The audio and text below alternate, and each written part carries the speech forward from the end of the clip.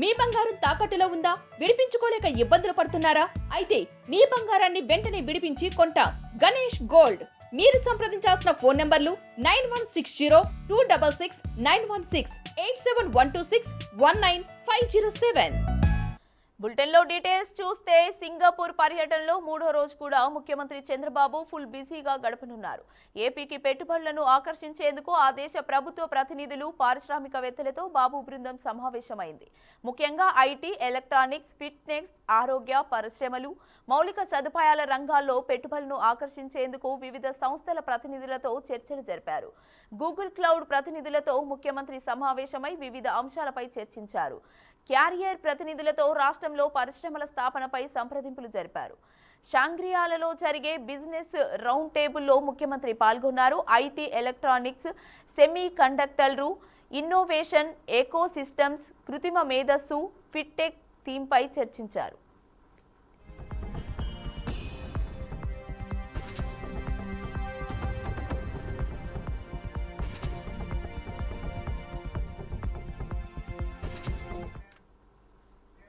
తల్లి విజయమ్మపై కొడుకు వైఎస్ జగన్ విజయం సాధించారు. వైఎస్ జగన్ కు అనుకూలంగా ఎన్సీఎల్టీ బెంచ్ తీర్పు ఇచ్చింది. విజయమ్మ ట్రాన్స్ఫర్ చేసుకున్న షేర్స్ ను తిరిగి యథాస్థితిలో ఉంచాలని ఆదేశించింది. సుదీర్ఘ వాదనల తర్వాత ఎన్సీఎల్టీ తీర్పు ఇచ్చింది. జగన్ వేసిన పిటిషన్ ను బెంచ్ సమర్థించింది. వైఎస్ జగన్ కు సంబంధించిన 74,26,294 షేర్స్, జగన్ భార్య వైఎస్ భారతి పేరు మీద ఉన్న 40,50,000 షేర్స్, క్లాసిక్ రియాలిటీకి చెందిన 12 లక్షల షేర్స్ ను గిఫ్ట్ గా తన తల్లికి వైఎస్ జగన్ ఇచ్చారు. అయితే తన ప్రమేయం లేకుండా షేర్స్ ను ట్రాన్స్ఫర్ చేసుకున్నారని జగన్ పిటిషన్ దాఖలు చేశారు. దీనిపై సుదీర్ఘ వాదనలు విన్న ధర్మాసనం సంచలన తీర్పు ఇచ్చింది.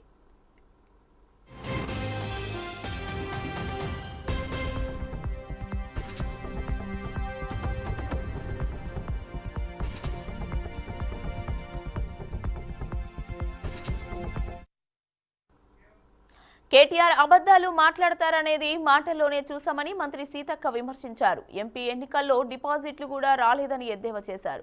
బీఆర్ఎస్ పార్టీ అబద్ధాల మీద ఆధారపడి దుష్ప్రచారం చేస్తున్నారని ఆరోపించారు.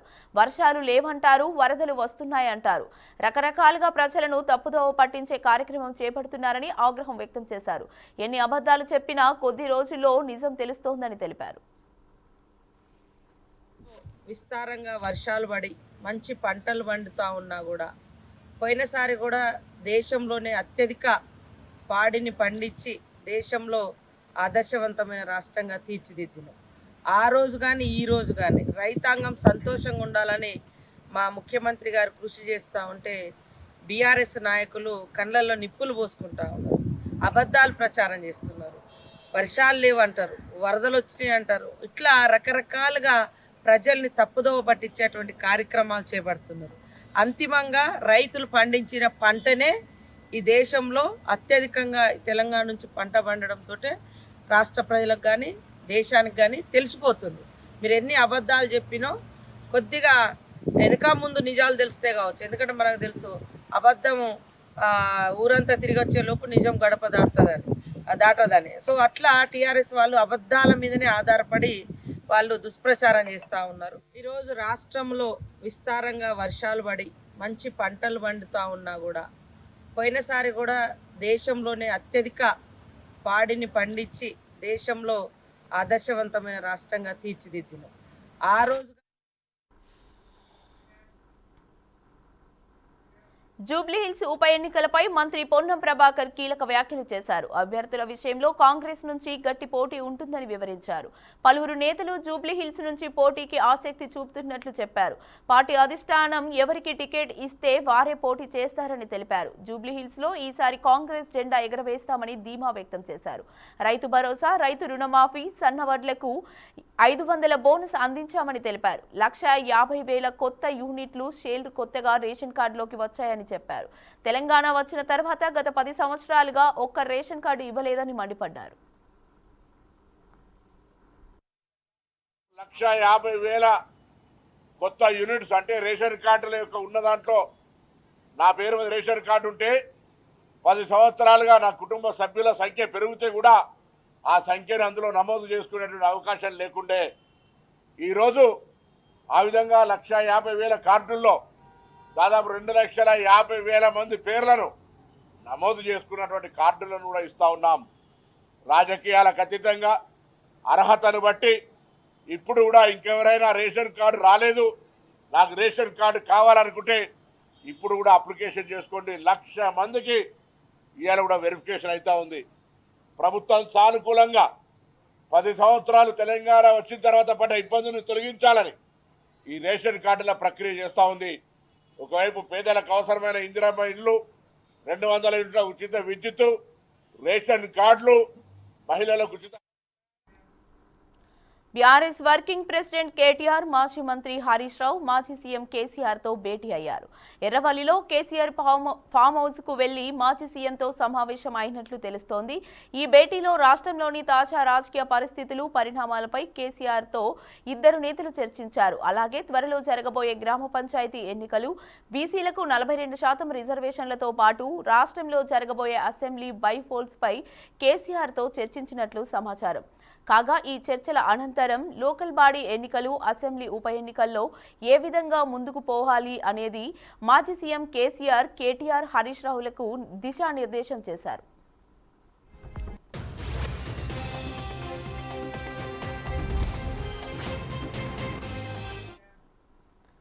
తెలంగాణ మంత్రుల మధ్య ఇవాళ ఆసక్తికర పరిణామం చోటు చేసుకుంది. మంత్రి ఉత్తమ్ కుమార్ పై మరో మంత్రి కోమటిరెడ్డి వెంకటరెడ్డి అసహనం వ్యక్తం చేశారు. నాగార్జున సాగర్ పర్యటన నేపథ్యంలో షెడ్యూల్ ప్రకారం ఉదయం 9 గంటలకే బేగంపేట ఎయిర్పోర్ట్ కు మంత్రులు కోమటిరెడ్డి వెంకటరెడ్డి, అట్లూరి లక్ష్మణ్ చేరుకున్నారు. ఇరిగేషన్ మంత్రి ఉత్తమ్ కుమార్ రెడ్డి ఉదయం 10 గంటల వరకు రాలేదు. తమను ఉదయం 9 గంటలకే ఎయిర్పోర్ట్ కు రావాలని చెప్పిన ఉత్తమ్ 10 గంటలకు ఎలా వస్తాడంటూ కోమటిరెడ్డి ఆగ్రహం వ్యక్తం చేశాడు. ఉత్తమ్ కుమార్ రెడ్డి ఆలస్యంపై మంత్రి కోమటిరెడ్డి తీవ్ర ఆగ్రహంతో తన పర్యటన రద్దు చేసుకున్నారు. బేగంపేట్ ఎయిర్పోర్ట్ నుంచి అలికి వెళ్లిపోయారు. దీంతో మంత్రి కోమటిరెడ్డి లేకుండానే నాగార్జున సాగర్ కు హెలికాప్టర్లో మంత్రులు ఉత్తమ్, లక్ష్మణ్ వెళ్లిపోయారు. ఇక వెంకట్ తన 2 ఫోన్లు స్విచ్ ఆఫ్ చేసి ఎవరికి అందుబాటులోకి రాలేదని సమాచారం.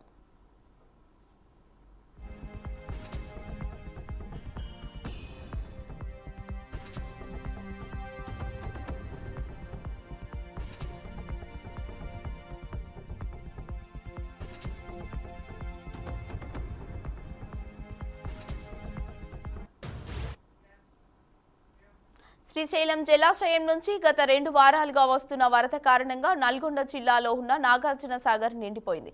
దీంతో అప్రమత్తమైన అధికారులు గేట్లను ఎత్తేందుకు ఏర్పాటు చేశారు. దీంతో రాష్ట్ర మంత్రులు ఉత్తమ్, అడ్లూరి లక్ష్మణ్ సాగర్ మిర్యాలగూడ ఎమ్మెల్యేలతో కలిసి కృష్ణమ్మకు పూజ నిర్వహించారు.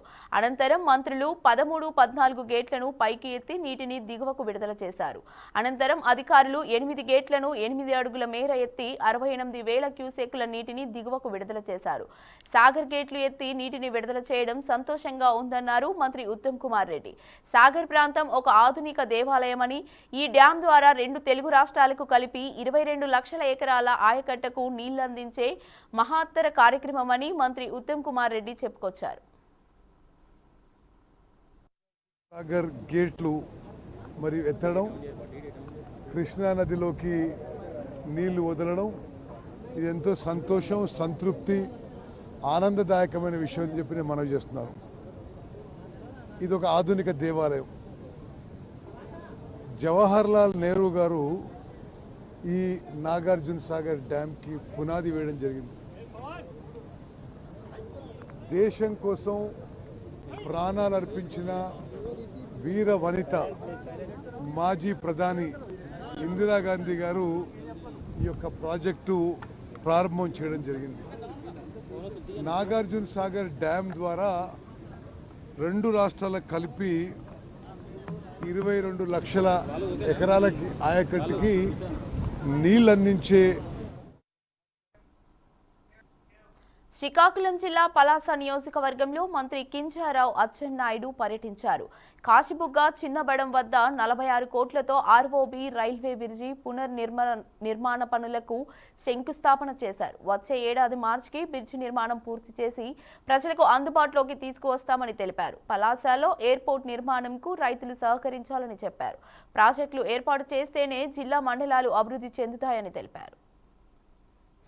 రైతుకి బాగుంటుంది, ఇటు మనకి విమానాశ్రయం రావడానికి అవకాశం ఉంటుందని చెప్పి ముఖ్యమంత్రి గారు కూడా మాకు క్యాన్ హోల్డింగ్ ఇచ్చారు. మొదటి వారం ఎవరైతే ఈ ఎయిర్పోర్ట్ భూములు కోల్పోతున్నారో రైతులందరితో నేను, రామ్మోహన్ నాయుడు గారు, శాసనసభ్యులు గారు, కలెక్టర్, చంద్రబాబు వాళ్ళతో మాట్లాడి వారికి ఉన్న అనుమానాలు, వారికి ఉన్న ఇబ్బందులన్నీ కూడా నివృత్తి చేసి ముందుకెళ్తాం. సర్వే కూడా సహకరించాలి. ఈ మీటింగ్ అయిన తర్వాత ఒకసారి ఆర్టీఓ గారికి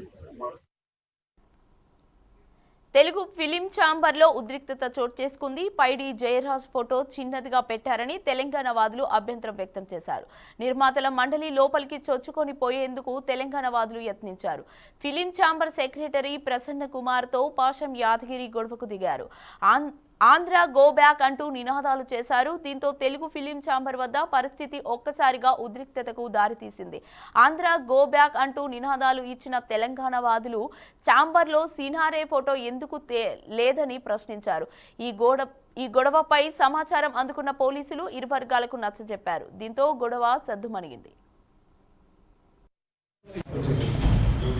ఈ తెలుగు చలనచిత్ర మండలి వాళ్ళందరూ బావిలో కప్పలు. ఆడెక్కడికి పోతే ఆ బావిని ఎక్కడ తీసుకుపోతారు. ఒక్క దేశభక్తి సినిమాలు లేవు, అన్ని బూత్ సినిమాలే. తెలంగాణ తిట్టుకుంటే సినిమాలు, రాయలసీమ తిట్టుకుంటే సినిమాలు, ఉత్తరాంధ్రం తిట్టుకుంటే సినిమాలు. విలన్లు ఎవడరా అంటే గొల్లోళ్ళు, రెడ్డోళ్ళు విలన్లు, బాబరోళ్ళు, కోమటోళ్ళు జోకర్లు. ఎస్సీలు మనుషులే కాదు, ఈ చదువులు మాకొద్దని వాడు మేజర్లు సత్యనారాయణ తీసిండు. దళితం తిట్టుకుంటే సినిమాలు తీసిండు. కులతత్వం వీళ్ళకు పచ్చి కులతత్వం, ప్రాంతీయ తత్వం వీళ్ళది. పైడి జయరాజు అందరికంటే ముందు ఆయనకు దాదాపాలికి అవార్డు వచ్చింది. అందరికంటే ముందు 300 మరాఠీ సినిమాలు, 200 హిందీ సినిమాలు, మూకీ సినిమా పృథ్వీరాజ్ కపూర్ కాలం పడాయి. అది ఏపీ లిక్కర్ కుంభకోణం కేసులో మరో కీలక పరిణామం చోటు చేసుకుంది. వైసీపీ నేత మిథున్ రెడ్డికి మరో షాక్ తగిలింది. బెయిల్ పిటిషన్పై విచారణ ఆగస్టు 1కి వాయిదా పడింది. ఆయనతో పాటు నిందితులు వెంకటేష్ నాయుడు, నవీన్ బెయిల్, ధనుంజయ్, కృష్ణమోహన్, గోవిందప్ప పిటిషన్లను కూడా ఆగస్టు 1కి కోర్టు వాయిదా వేసింది. మరోవైపు వాసుదేవరెడ్డి, సత్యప్రసాద్ బెయిల్ పిటిషన్లను విచారణకు ఈ నెల 31కి వాయిదా వేసినట్లు తెలుస్తోంది. కౌంటర్ దాఖలు చేయాలని సిట్ అధికారులకు ఏసీబీ కోర్టు ఆదేశాలు జారీ చేసింది. ఇప్పటికే ఎంపీ మిథున్ రెడ్డి సహా 12 మందిని అరెస్టు చేసిన సిట్ విచారణ జరుపుతోంది.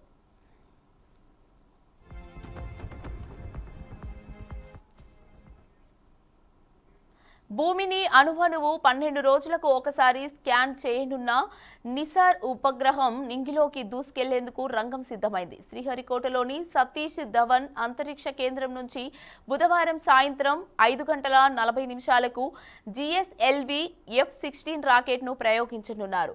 మధ్యాహ్నం 2:10 కౌంట్ డౌన్ ప్రారంభమైంది. ఈ రాకెట్ ద్వారా నిసార్ ఉపగ్రహం నింగిలోకి వెళ్లనుంది. నిసార్ ఉపగ్రహాన్ని ఇస్రో, నాసా సంయుక్తంగా రూపొందించింది.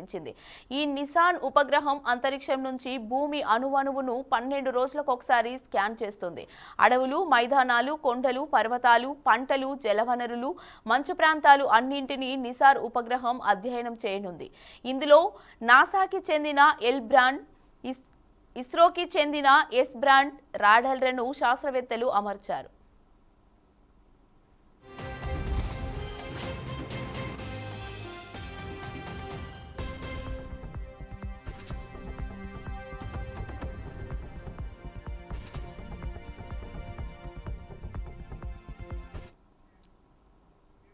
పార్లమెంట్ సమావేశాల్లో ఆపరేషన్ సింధూర్పై జరుగుతున్న చర్చలో కాంగ్రెస్ నాయకుడు రాహుల్ గాంధీ ప్రధానమంత్రి నరేంద్ర మోదీపై తీవ్ర స్థాయిలో విమర్శలు గుప్పించారు. ఈ ఆపరేషన్ ప్రధానంగా ప్రధాని మోదీ వ్యక్తిగత ప్రతిష్టను కాపాడుకోవడానికే నిర్వహించారని రాహుల్ గాంధీ ఆరోపించారు. దేశ భద్రత కంటే వ్యక్తిగత ఇమేజ్కే ఎక్కువ ప్రాధాన్యత ఇస్తున్నారని ఆయన పరోక్షంగా విమర్శించారు. తన విమర్శల పరంపరను కొనసాగిస్తూ భారత పాకిస్తాన్ ఘర్షణ సమయంలో అమెరికా అధ్యక్షుడు డొనాల్డ్ ట్రంప్ చేసిన సంచలనాత్మక వ్యాఖ్యలపై ప్రధాని మోదీ మౌనం వహించడాన్ని ప్రశ్నించారు.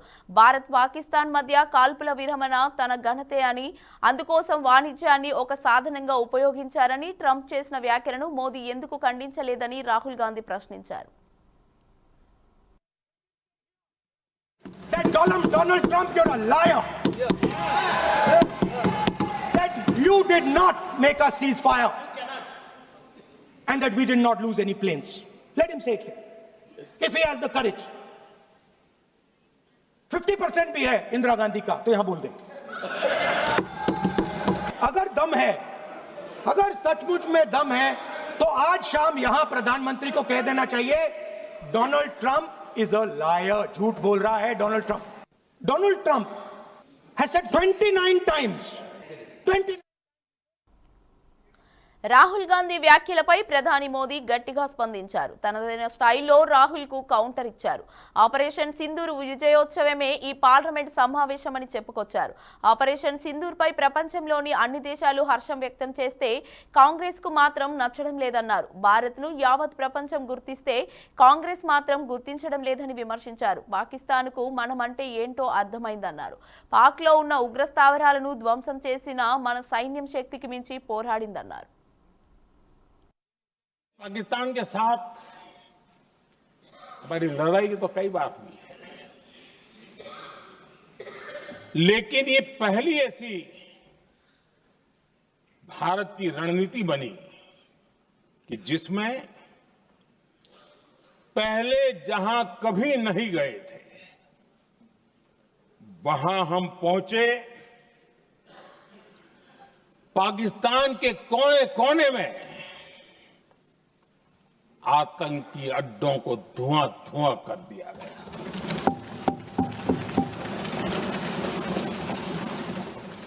आतंक के गढ़ कोई सोच नहीं सकता कि वहां तक कोई जा सकता है।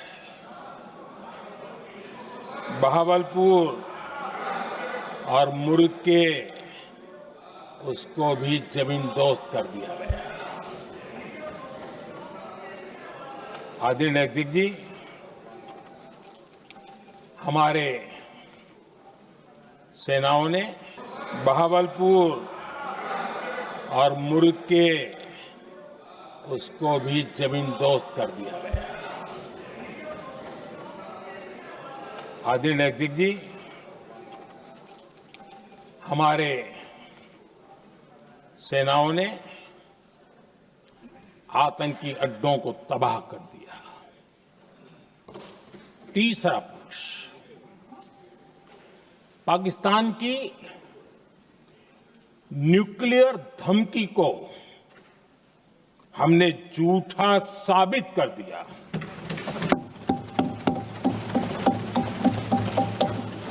भारत ने सिद्ध कर दिया कि न्यूक्लियर ब्लैकमेलिंग अब नहीं चलेगा और न ही ये न्यूक्लियर ब्लैकमेलिंग के सामने भारत झुकेगा। टेक्नोलॉजी आधारित युद्ध का युग है। ऑपरेशन सिंदूर इस महारत में भी सफल सिद्ध हुआ है।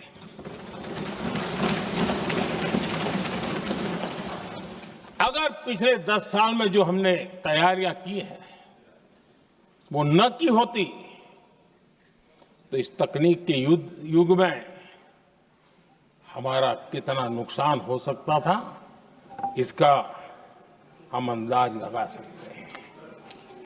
पांचवा पक्ष,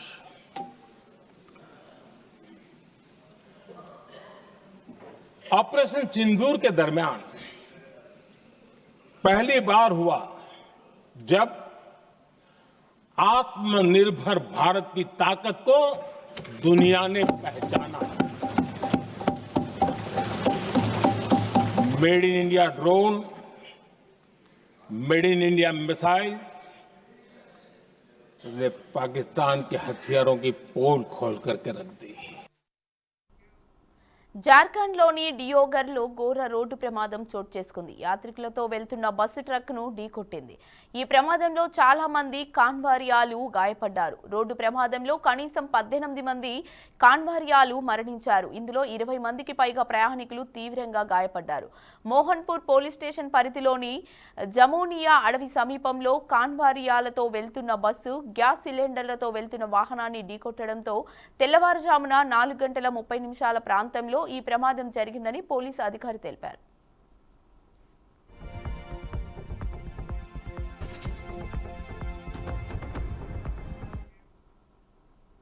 చైనాలో గత కొన్ని రోజులుగా కురుస్తున్న భారీ వర్షాలు బీభత్సం సృష్టిస్తున్నాయి. దేశ రాజధాని బీజింగ్ సహా పలు ప్రాంతాల్లో ఆకస్మిక వరదలు సంభవించడంతో జనజీవనం అస్తవ్యస్తమైంది. నదులు పొంగి పొర్లుతున్నాయి. రహదారులు, రైల్వే మార్గాలు నీట మునిగాయి. డజన్ల కొద్దీ ఇళ్లు కూలిపోయాయి. దీంతో వేలాది మంది ప్రజలు నిరాశ్రయులయ్యారు. వరద ప్రభావిత ప్రాంతాల్లో అధికారుల సహాయక చర్యలు కొనసాగుతున్నాయి. సుమారు 80,000 మందిని అధికారులు సురక్షిత ప్రాంతాలకు తరలించారు. హబీ ప్రావిన్స్ లో కొండ చర్యలు విరిగిపడడంతో 4 మృతి చెందగా 8 మంది గల్లంతైనట్లు తెలుస్తోంది. ఇక వరద ప్రభావంతో ఇప్పటివరకు 34 మంది ప్రాణాలు కోల్పోయారు. చాలా మంది వరద నీటిలో కొట్టుకొనిపోయారు. ఇప్పటికీ వారి జాడ తెలియడం లేదని అధికారులు చెబుతున్నారు. ఇదిలా ఉంటే రానున్న కొన్ని రోజుల పాటు మరింత భారీ వర్షాలు కురుస్తాయని చైనా వాతావరణ శాఖ హెచ్చరించింది. వరద ప్రభావిత ప్రాంత ప్రజలు ఎత్తైన సురక్షిత ప్రాంతాలకు వెళ్లాలని వాతావరణ శాఖ హెచ్చరికలు జారీ చేసింది.